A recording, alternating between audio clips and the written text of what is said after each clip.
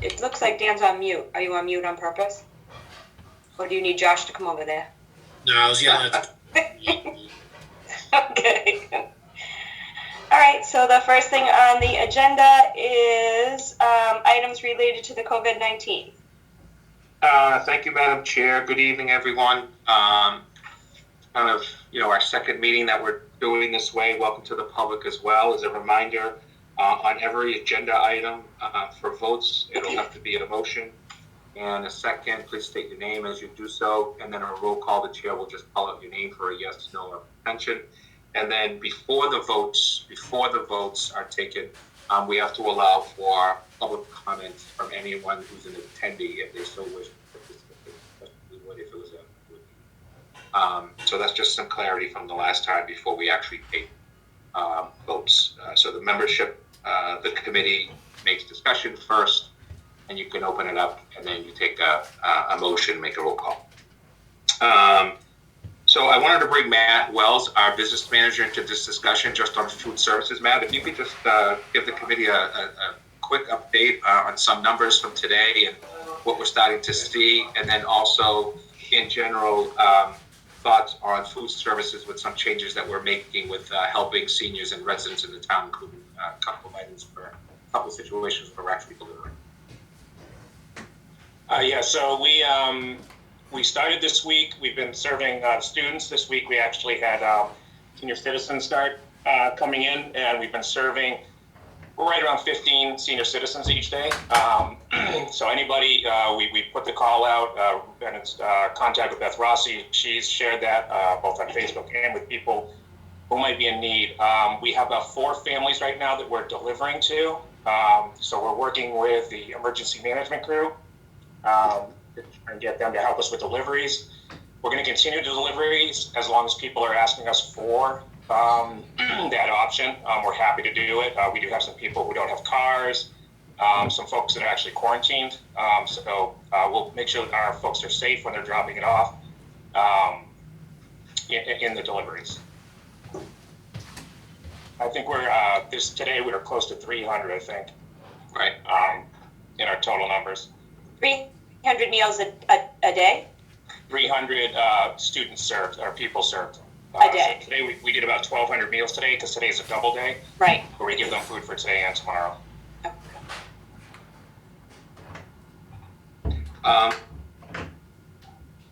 The other issue that I wanted to bring you up to date on is prior to the next item, which is the MOU with the Teachers Association for both items number 2 and number 3. By the way, we'll take it as one vote.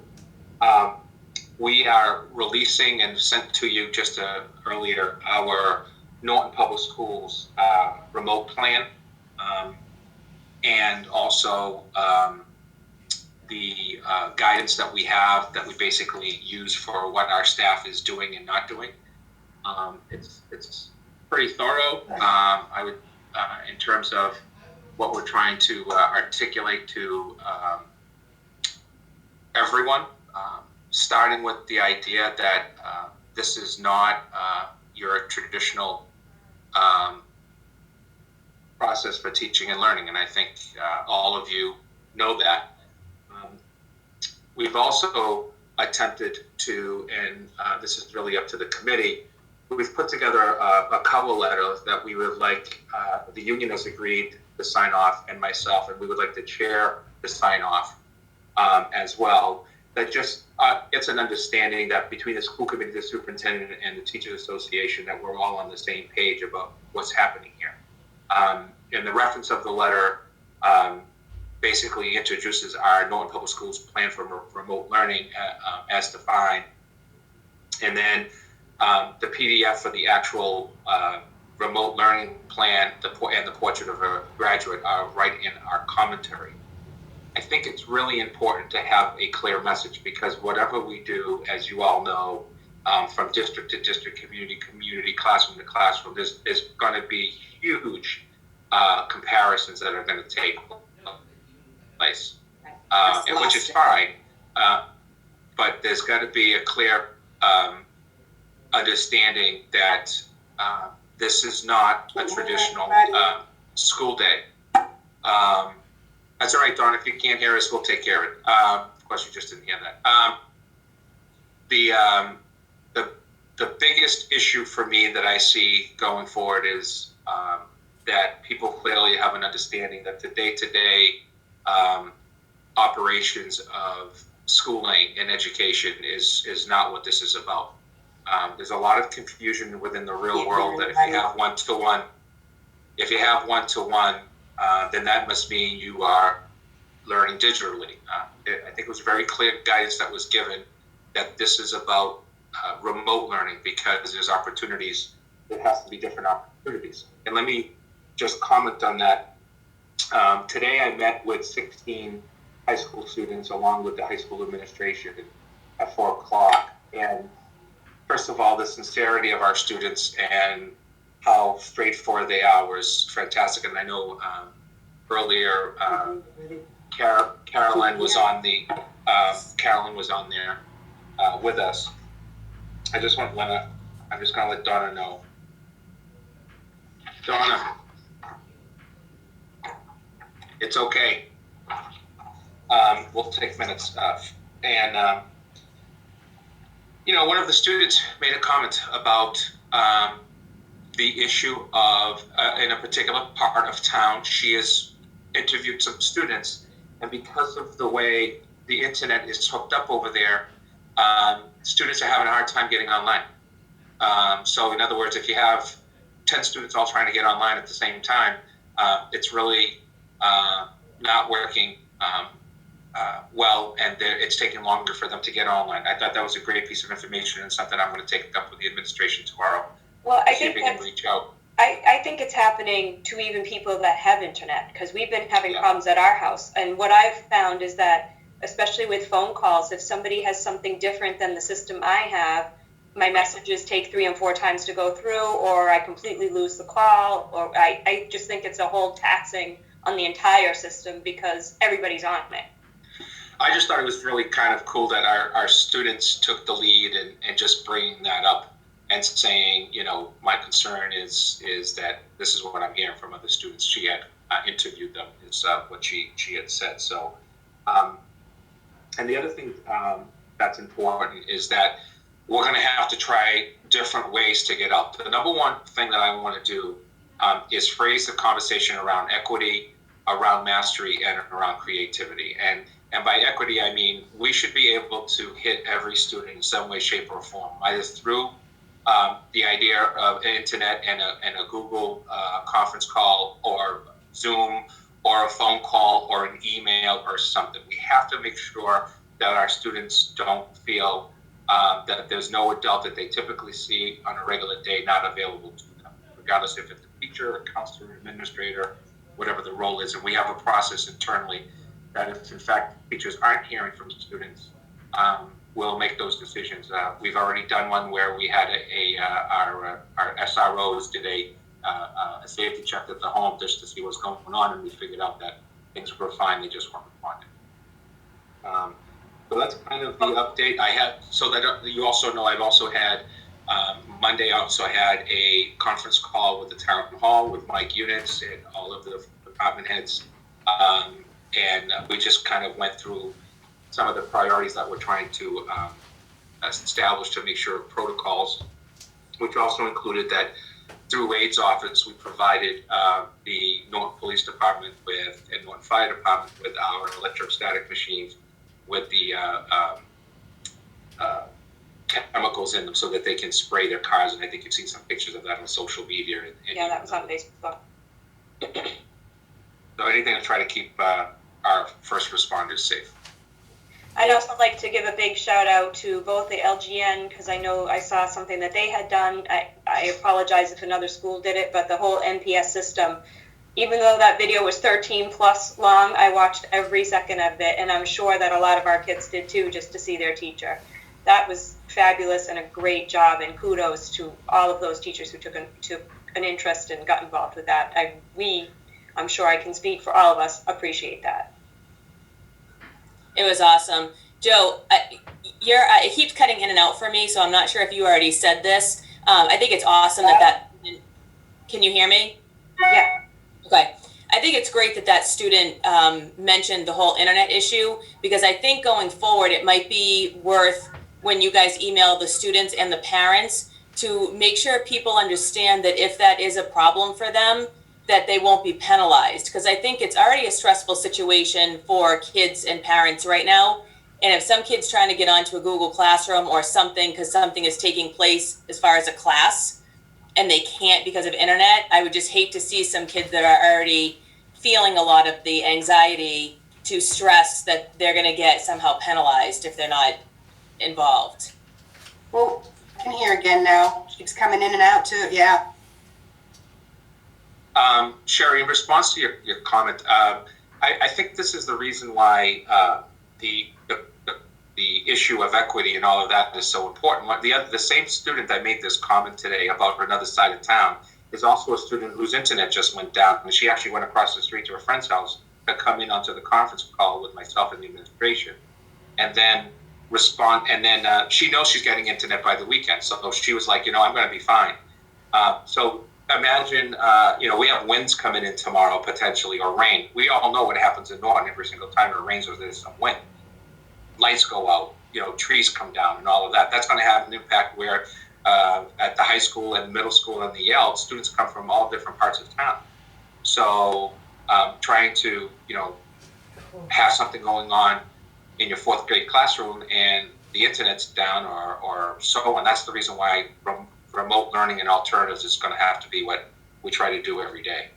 I think you brought up a good point too, that this poor kid went over to the neighbor's house to get internet so she didn't miss a meeting, right? That's something we're telling people not to do, but Right. She obviously felt like, or whoever was the student felt like they couldn't miss this, so they went over to a neighbor's house. So I just Right. think I wouldn't have even thought of that, to be honest with you. So I think that's, again, something that needs to be addressed. If you can't get on, please just stay home and be safe, and we'll figure out how to get the lesson to you or something like that. And added to that, from our student leaders today in that call, was the number of students that spoke very clearly about a fixed schedule won't work because their part-time job is still in place. In other words, they're doing, food delivery pickup at their local job. They're taking care of grandparents, or in one case, one of the students says, I'm taking care of my family, my younger siblings, from 8 a.m. until 8 p.m. because my family is involved, still has to work, is required, is a nurse, is someone that's there. And some of them, they kind of feel like there's too much to do in terms of when you're at home versus when you're, in school. So I think the more flexibility we have, one of our skill sets we're trying to teach kids before they leave us is adaptability and flexibility. Not only just responsibility and cultural awareness and create, all of that stuff. I think adaptability and flexibility for both the adults who work for us, myself included, or the students is the most important thing. I just think there's going to be a lot of frustration that comes with that, and we have to prepare for it. I think parents have to, right, and I think parents have to understand, because we're so isolated right now, that it's hard for people to understand what's happening in other people's homes, right? You don't really have a lot of contact with other people, so people think that everybody else is the same as their family, and they may not understand that some kids are working or some kids are taking care of siblings. So I think it's really important for parents to understand we keep talking about equity, and I think sometimes they may not understand what that actually means, because they're just in their, we're all in our own little bubbles right now, and it's hard to understand what other people are experiencing. So, although this is not a voting item, Madam Chair, at this time you can also open it up to any attendees from their comments if we want to. So I think Jen is controlling the mics there. I'm not sure, but the attendees can come in and make comments if they so wish after item number 1, or for item number 1, which is the school response to COVID. So if you would like to ask a question in the question and answer box, that would be wonderful, or just say I have a question and I'm happy to unmute you.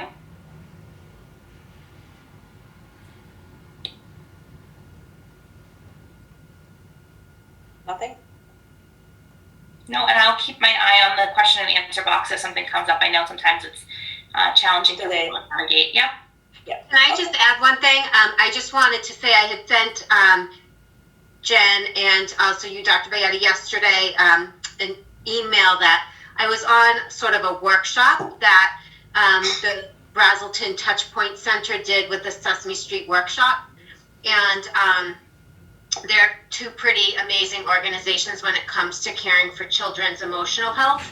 And I think that one thing that I sort of wanted to say, it was attended by thousands of people virtually, and you can get it. They are streaming it still, I think on the Sesame Street kind of website, and they made a ton of really wonderful videos talking to children about COVID-19, and also some sort of teaching videos about how to wash your hands and all of that. But what was so interesting was that they made a very specific comment about people being so concerned about academics, when in reality we should really be concerned about SEL. So I just want to sort of say thank you to Norton Public Schools, because I think that we have been a leader in really understanding the need for social emotional learning, and for really recognizing that in sort of a time like this, that we have to be concerned about children's emotional health, that families are struggling, children are struggling, and academics will come. I know it's sort of overwhelming to say, but Dr. Farrow, who is the director of Touchpoints, is a pretty brilliant person, and it was just so interesting to hear him sort of talk a little bit about that, and to sort of say somebody was questioning it in sort of the question and answer section, to really stop and take a minute to think that we really have to make sure children feel well supported and cared for. So just wanted to throw that out there, because I know there's been a lot of conversation about when, about sort of this kind of online learning or remote learning, whatever we're calling it. But it is important, but sort of social emotional health is just as important, if not even more. So I think that's a big part of it. When we can give our kids something that they're used to, meaning schoolwork, it gives a normalcy to their day, which in other cases they may not have.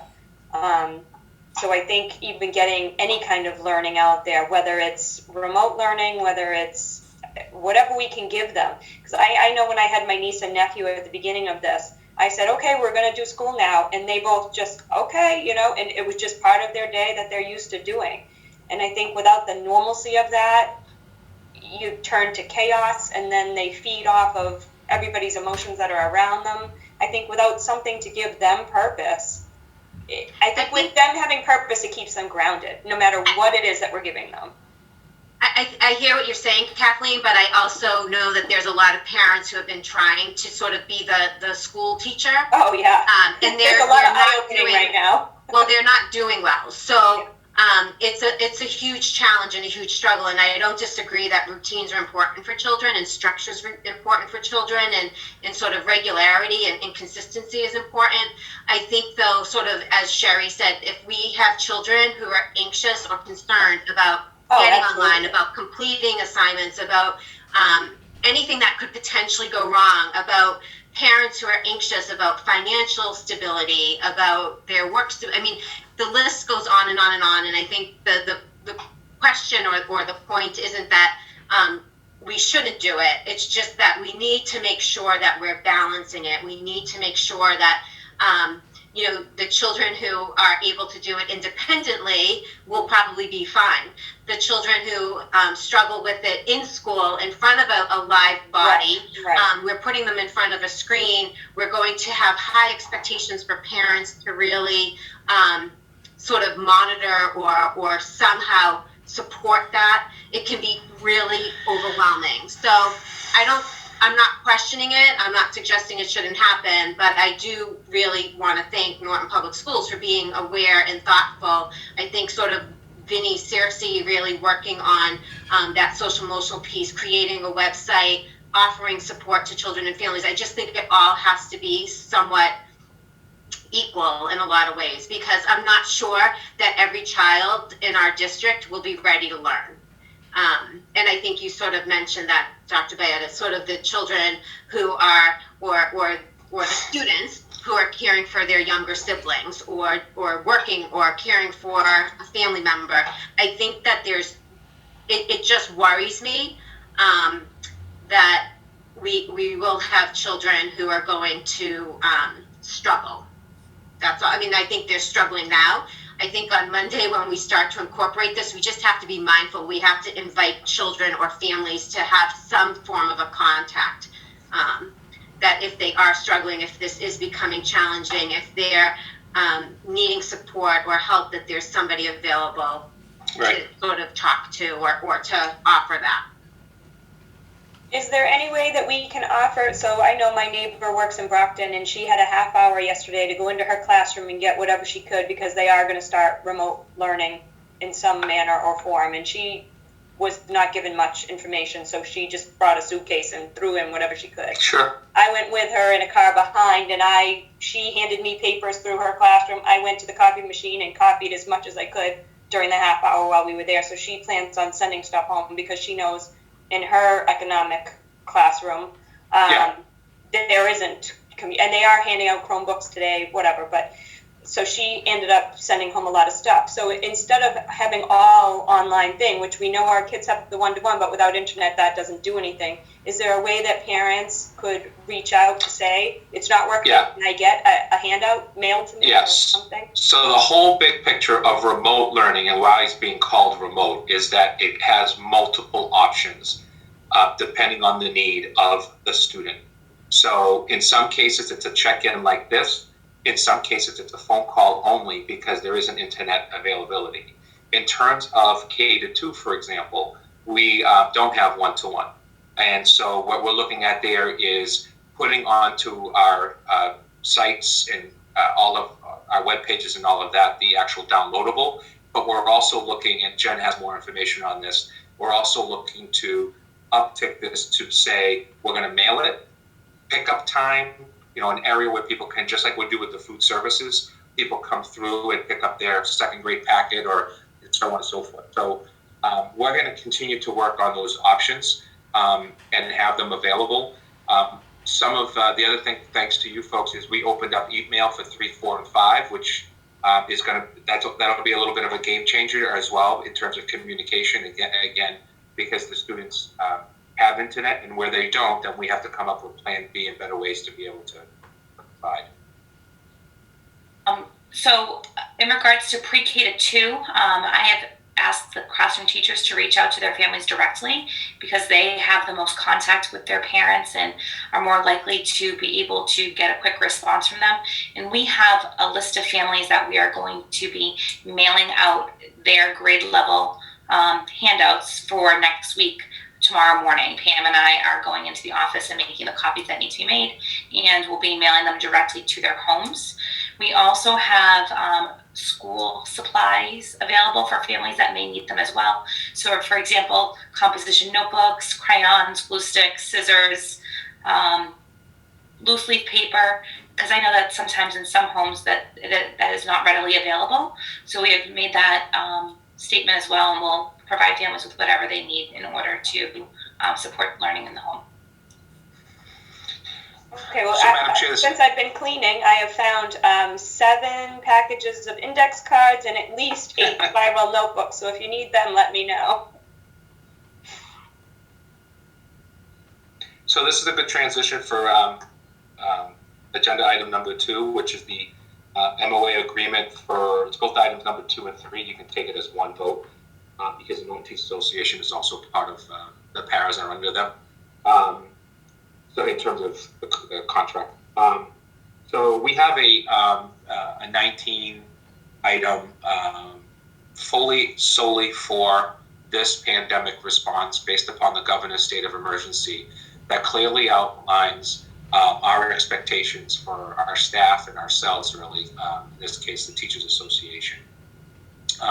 And we're going to continue what Dinesh, probably more so than anyone knows, but Carolyn as well, just because he's done it multiple times. We're going to continue our theory of action in Norton, which is that when we come to these sidebar agreements, if you will, these memorandums, that we continue to have a continuous labor management working group that becomes the core leaders of trying to resolve issues as they come up. we know more so in this situation than ever before that we're going to have issues. And interpretation issues, inconsistencies, things that are going to require. So the president of the association, Shannon Taylor, and myself have agreed on having a number of teachers and paraprofessional representation, and then our team will consist of myself, Ben O'Neill, and Gene Sullivan, and the rest of the administrators will be ex officio members as we need their expertise on an issue that comes up, technology, for example, or any of that. But to be quite honest, everybody's got plenty on their plate. The memorandum clearly articulates that this is done, that we're doing remote learning, that we have a plan. Included in our plan is a guidance. Both of those documents are clearly articulate our expectations. We have areas where we're going to be working to decide because we're still waiting on DESE recommendations. For example, the teacher evaluation process. What's that going to look like going forward? Because we had all kinds of due dates coming up in April and May. What does that mean in terms of feedback beyond a teacher that's on an improvement plan, let's say, because those are all timely things. So any and all of that is outlined through that process. I must say that in the same way that we're probably sending out a joint letter that I don't think anyone else is around us, because I think it's important to send a clear message from school committee, the union, and administration. This was a working document of 4 people, myself, Jen O'Neill, Joe Spermuli, who's a member of their board and former president, and Shannon Taylor, the current president. We hammered this out in online and then in 2 meetings that took a little over an hour each.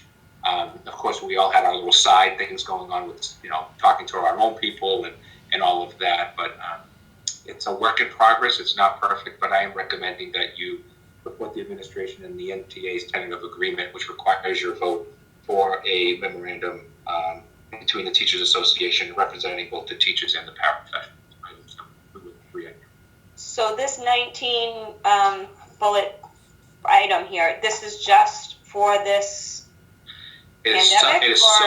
It is solely for the state of emergency process, and it is not binding to either party as soon as this is over. In other words, this really, quote, never happened. Neither side wants to be caught, if you will, in a situation where we agreed to something. I do think that down the line, we're going to have continuing conversations about remote learning because there are people already worried about what's going to happen in the fall.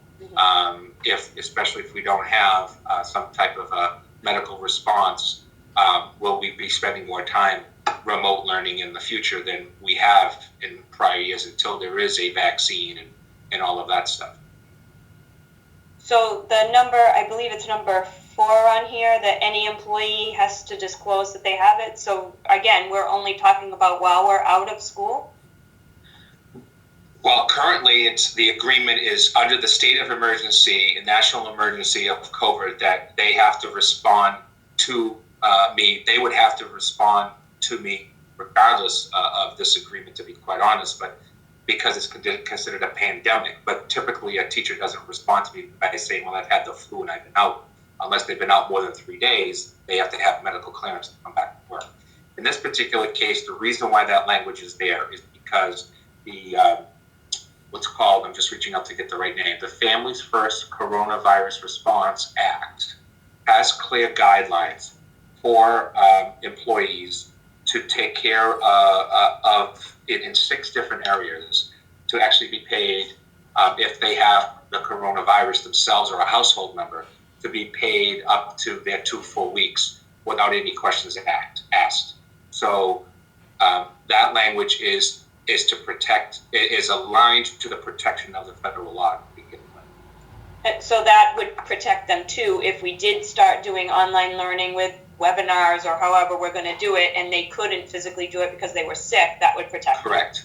Okay. Right. So they claim, so like everything else right now, it's basically around this 14-day thing, right? It's 14 days from, if you're symptomatic or you've been around somebody who was tested positive, then you quarantine for 14 days. So what does that mean? Well, that could mean that one of our staff members can't necessarily be online for those 14 days. I'll be working remotely because they do have fevers, or they're quarantining in a section of the house, or they have a loved one that they're taking care of. So that's what that federal regulation is wanting to provide, and that's for all employees. Okay, Can I ask, oh, sorry. Go ahead. Nope, I was going to take a motion, so go ahead.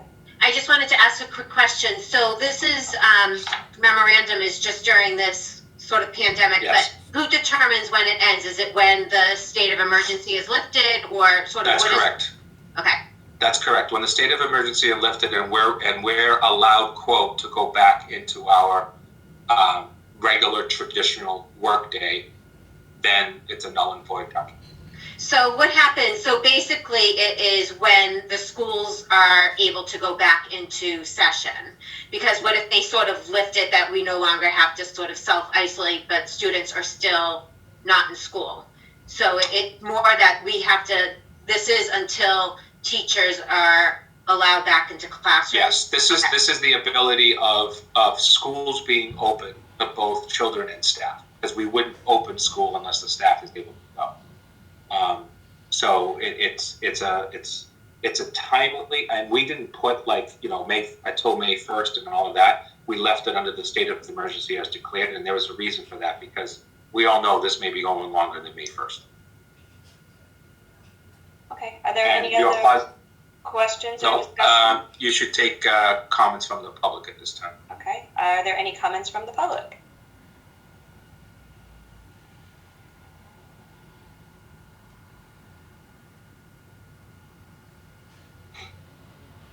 We good, Jen?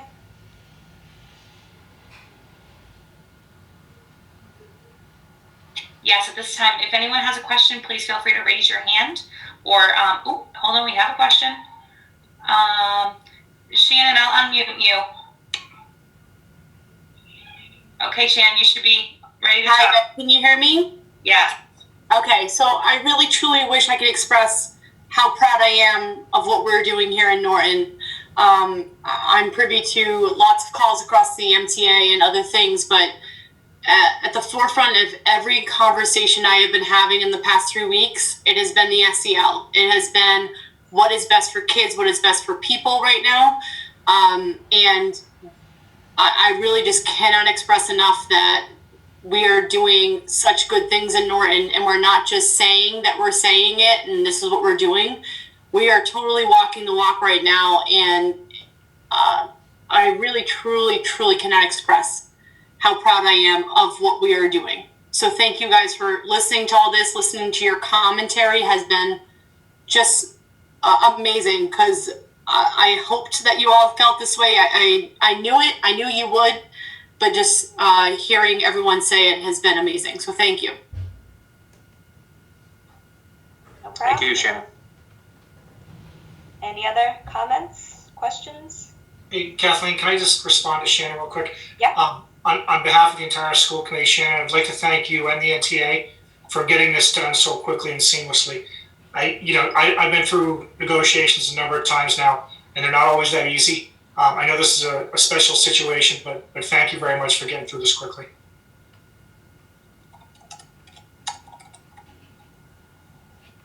Okay, Well any other said. questions or comments? So for the public record only, Madam Chair, your positive vote allows for me to sign this on behalf of the Norton School Committee. And we can do 2 and 3 together? That is correct. Your memorandum of understanding with the Norton Teachers Association, representing both the teachers and paraprofessionals. Okay, so do we have a motion to vote on the memorandum of understanding with the Norton Teachers Association and the NTA paraprofessionals? So moved. Carolyn Gallagher. Do we have a second? Second, Dinesh Savas. Okay, all those in favor? Aye, You Kathleen gotta do a roll Stern. call? Oh, I say the names? Yes, Kathleen makes it Stern, easier. yes. Carolyn Gallagher? Obviously, yes. Sherry Cohen? Yes. Dan Sheedy? Yes. Dinesh Savas? Yes. So the Vote is 5-0. Yes. document has been signed. Great. Thank you to the committee, and I'll make sure that Shannon, you get a PDF, the full document, and I'll have one on record for the school committee. Okay. So then the next order is the vote on the memorandum of understanding with the Administrative Assistants Association. At this time, I'm asking you to postpone that vote because we're not there yet. We have tentative language and understanding. We're just trying to get that document to be clear. They were very appreciative of the clarity of the school committee's vote last week to pay hourly employees. They were very thankful for that. We had our first meeting yesterday. It went very well. No issues. We're just trying to. Their language has to be a little different than the teachers and the paras language. But there's definitely going to be something there for early next. All right, and is there any question or comments on that? Obviously, we're postponing it, so we don't have to take a vote. Right. No? Okay. Any other business? I do. I want to thank Wade Lazard, our Director of Facilities, and his entire custodial crew, not only for the day-to-day, what they're doing, but also for lighting up our schools blue tonight. My wife and daughter are actually on the way back to Norton right now as I'm talking to you to go see it, because I just think it's something that can uplift us all, recognizing autism awareness and how all students learn differently and are different in a positive way. So Light It Up Blue is taking place in Norton today. Our buildings are being lit blue like we do every year. And I want to thank everybody involved, especially Wade and his crew, because they're the ones that are doing it. And the guys are coming back. The custodial crew is off tomorrow, but they're actually just coming in tomorrow to take care of that. No questions asked, and just coming into the school. The second is a more difficult conversation, but as you know from a few weeks ago, we have a administrator who, pending contract negotiation, has accepted an offer for another position. Jean Sullivan, our director of PPS, has accepted the offer to become the director, the executive director of the BICO Collaborative, of which we're a member of. And I want to congratulate her and make sure we have positive contract negotiations and be able to do what she needs to do for her and her family. It's a tremendous loss. And once the contract is signed, then we'll spend some time thanking Jean and celebrating Jean, and then doing a search to replace Jean. So I just wanted to announce that tonight. Congratulations to Jean. A huge loss to us, but congratulations to you, Jean. Thank you. Woo! That was my daughter. I know it's nerve-wracking for Jean to have these things done publicly, but I thought it was important for it to be said. She's going to be missed, but she's not done yet, and I know she's got plenty to do over the next few weeks and months. And I'm going to stay positive that I'm going to party in June, so you better be there for that. That's all I'm saying. Okay. I'll be there. All right. Congrats. Madam Chair, I would like to continue through the recommendation that was made last time to post school committee meetings for Tuesdays and Thursdays at 6:30, if that's possible. If there's nothing by tomorrow for me to post, then the only real reason I would need to post would be to get the memorandum of understanding done for the Administrative Assistants Association. Okay. Other than that, I'm not sure what other business we would be handling right now.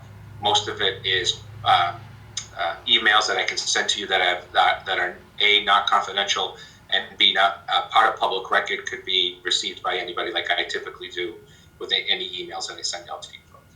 Okay. Well, I would just like, again, to give out a huge shout out to our staff. It's unprecedented times, and I just want to say I really appreciate everything that everybody's doing to try to connect with their students, their classrooms. The videos, keep them coming, because I laugh and cry every time I watch them, so I feel like Sherry sometimes. But so just keep them coming. We appreciate you. We are proud of you, and just keep it up, because I think this is going to be a long haul. Kathleen, I think I'm going to piggyback on that for a second too, because, not only thanking, our staff, But I just want to go back to Joe for a second and the admin team. I mean, you guys, from everything that you have done, has just been absolutely amazing. And I just want to go on record for thanking each and every one of you. You know, we've tried to work for years together, schools and townside. Can you hear me? Yeah. We've tried for years to get this town to work together. And, you know, Joe, with you starting an email thread with the amount of people that you started that with, and just seeing, like, the police today lit up their cars for autism awareness today, Right. you know, seeing our SRO offer his services to deliver schoolwork to families that need it. I mean, you guys working with Beth Rossi, now we're feeding seniors in need. I mean, this is what Norton is, right? This is what we've said for years. This is Norton. And, you know, a lot of you guys on the admin team don't even live in this town, but I just want to thank you for somebody that does live in this town for doing all that you are doing for our community. It's I'm very lucky to be surrounded by good people that were here before I got here, and then we added a few people that are new, and just a good team. And I think it starts with something that Dinesh reminds me about all the time, and I know you guys believe in.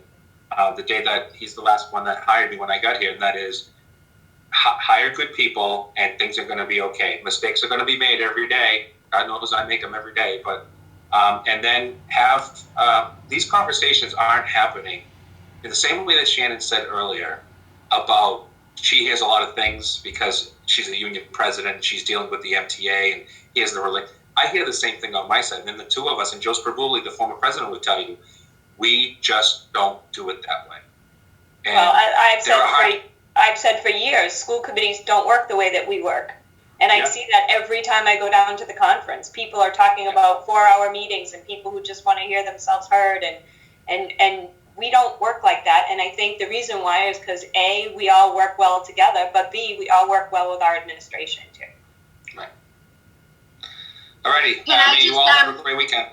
Before we end, I was just hoping maybe Caroline and Cooper, we haven't heard from you guys. Just wondering if you could kind of give us an update, what's been sort of the word on, you know, kind of around town with your sort of Norton students and how everybody's doing and what the word is in regards to how everybody's looking forward to sort of remote learning or people feeling anxious about that. How's everybody doing?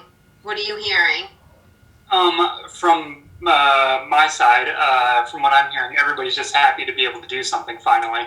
And like, we don't even care how hard the work is going to be or, you know, how much there will be. It's just, you know, oh, finally we can like get back to learning and, you know, be in that somewhat of a classroom environment, which is going to be really nice. Good. Absolutely. I think because of, like you guys, we have such a great administration and teachers that like really builds a real passion to learn in the students. We're all so excited to start again. Like Cooper said, it's been boring and nothing's really happening, and this is going to be great to get back to a routine, a little bit of normalcy. Great. Glad to hear it. Thanks for joining us, guys. No problem. Not like you could go out. I told Caroline at the high school conference call this afternoon, I said to her, I said, Caroline, we finally got what we wanted. No final exams. It took a pandemic, but we finally got it. It's good at least for 1 year. Have we heard about the MCAS yet? We have not, but we anticipate that what they're trying to figure out is everything to do with the any senior right now. That's one of their big issues. Sophomores typically would take it. This means they would have one less opportunity to take it. Because sophomore year is the first year that you take 2 of the 3 tests. A lot of our students will in the future take at least one of the tests freshman year, the science. So they're just trying to figure it out. I think I don't think we're going to see a return to school if that happens on May 4th, and all of a sudden, oh, by the way, 2 weeks later we're taking MCAS. Right. I tell every parent in the Commonwealth to opt out if that were to happen, even though I'm not supposed to say that out loud. Don't worry, it's not being recorded. It is. I know. All right, does anybody have anything else to add? All right, well, thank you very much, and our next meeting will be Tuesday, Dr. Bayetta? Yeah, it'll either be Tuesday or Thursday. It depends on how soon I get that agreement done. If I don't get it done until Thursday, no big deal, but I just want to keep those types of memorandums public because I think it's important that people understand that we are holding people accountable. There are things going on. It's just different. Okay, I'll try to keep my schedule open. All right, good night, everybody. Thank you. Thank Motion you. to adjourn, madam. A motion to adjourn. Motion So to moved. adjourn. Second? Gallagher, Second. Salas, second, and then roll call. All I'll just do those it, in favor, Kathleen. roll call. Carolyn Gallagher, Yes. Sherry Cohen, Yes. Dan Sheedy, Yes. Dinesh Savas. No, Oh. I'm kidding. He's so bored, he wants to keep the meeting going. Will you guys hang out with me? I'm a yes as well. Good night, everybody. Thanks, Good everyone. night. Thanks, team. Good night, guys.